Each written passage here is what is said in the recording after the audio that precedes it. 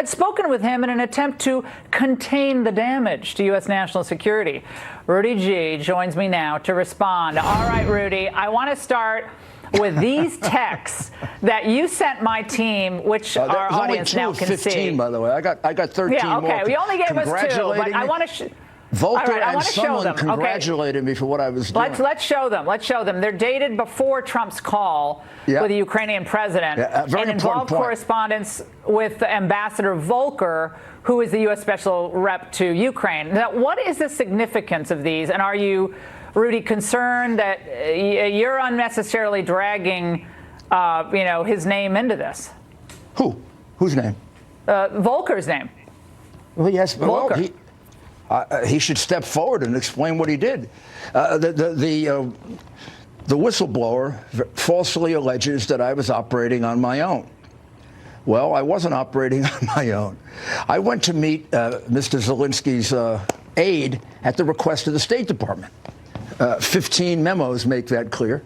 I didn't know Mr. Yermak on July 19. You see it right there.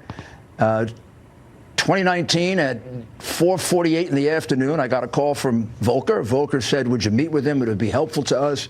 We really want you to do it. 4 or 5 conversations later, I met with him in Madrid. I reported back to them in a rather lengthy conversation. I spoke to Ambassador Sondland 4 times. I spoke to Volker 8 times. They basically knew everything I was doing.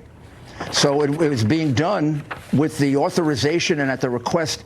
And then I have a final one in which there's a big thank you about how my honest and straightforward discussion led to solving a problem in the relationship. Gee, I think I should get some kind of an award. well, they say we'd like to brief you. You have the last one that says we're putting it up on the screen. That one this is the one we have. We really enjoyed breakfast this morning. As discussed, connecting you.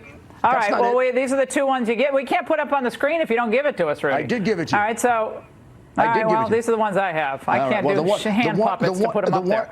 The one that I sent to you is one at the end of the whole of this. They sent me one saying your honest and frank discussion really helped to solve this, and it's going to really help settle the relationships between the 2 countries. I don't know why they haven't said that to the press to kind of explain this very false picture that's being created. But there's another significance to that particular text. Note the date, July 19th. In the statement that he made, the complaint that he made, the whistleblower asserts that the meeting that I had with Zelensky's aide was the direct result, I'm quoting, direct result of the conversation between President Trump and Zelensky. It couldn't possibly be true. Because if you look at that July 19th memo text, that's when we started setting it up. The meeting was set 3 days before the telephone conversation. Just to get even more careful about it, the IG has to be one of the sloppier guys around, because Zelensky makes it clear on page 4 of the transcript that I already had talked to his aide when he tells the president that.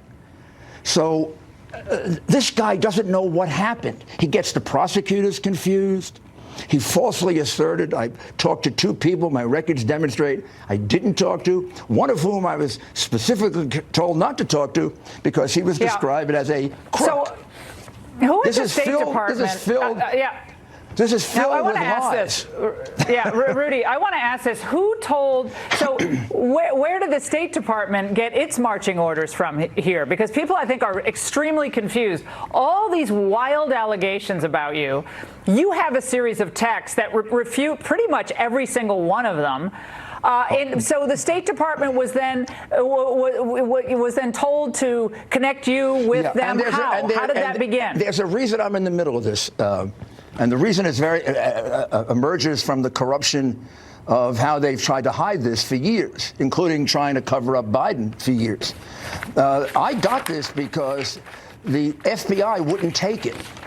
For the Ukrainians who came to me back in November of 2018, and then subsequently have told this to 5 other people who could testify to it, told me that we've been trying to get to you for over a year and a half. We have solid evidence of collusion, not Russian, Ukrainian, not with Trump, with Hillary and the DNC. We believe George Soros is behind it because his company was involved in it. By the way, when Biden's son's case was dismissed, the other case the crooked new prosecutor had to dismiss was Soros's case, which is why the Biden thing is relevant to me, because Biden's corruption, Biden's compromising the president of the Ukraine led to the dismissal of the case against Soros's organization. Had that case gone on, we would have had the evidence to refute the Mueller investigation on day one. Think of the damage they did to this country. Yeah. This is a gigantic scandal. Did you see Biden, I guess it was last night with Jimmy Kimmel, where he was basically saying there's nothing to see here, no reputable organization. I mean, he just blows it off, and he's like, this is ridiculous. I have a visceral reaction to a man who sells public office, and he's been doing it since he was a senator. His son took over where his brother left off. And hey, Rudy, I got to ask you. We've talked about that. I want to move the conversation along. I want to move the conversation along because a lot of other stuff is out there. Because he's a Democrat. Well, that's obvious. They're just going to push it away. They're not going to take it seriously. They're going to say there's nothing here. It's going to end very badly. But Rudy, I got to ask you. I got to move this conversation along. For the Washington Press Corps. I got to move this along, Rudy. The Republicans in the Senate, Mitt Romney, Ben Sasse, a few others are saying, well, this is deeply troubling. This is deeply troubling what we've seen in this whistleblower complaint or in this transcript. What do you make of these Republicans? The president has a 94%, I believe, 94% approval rating around there among Republicans. Yet the mainstream media is always looking for that crack. Well, how wide will this division get in the Republican Party? What do you say to Mitt Romney tonight, given that he runs to the cameras to express his deeply troubled opinion about this? I don't know. Maybe he's as confused about this as he was when Candy Crowley contradicted him. His campaign fell apart. I mean, come on. This guy is not, the strongest guy you're going to find anywhere. I wouldn't count on him. And he's bitter about Donald Trump. I mean, every time it's like it's like a child. I mean, look, Mitt, Trump did what you couldn't do. Trump has ability to relate to people. You don't. It's always been true. One time Bill Clinton asked me, what's this guy Romney like? You know what I told him? He's our Al Gore. All right, Rudy, hold that thought. Stay right there. My producers are telling me that we need to squeeze in a break in a bit, but I want you to pick up right where you left off, okay? We also have all the texts now, so don't go anywhere. Oh, yeah, I got that nice one. A quick programming note for Dish and Sling customers. We hate to bring you this news, but Dish and Sling have dropped many Fox TV stations, FS1, BTN, and more. We want to make sure you have a chance to make other plans to see Fox Sports.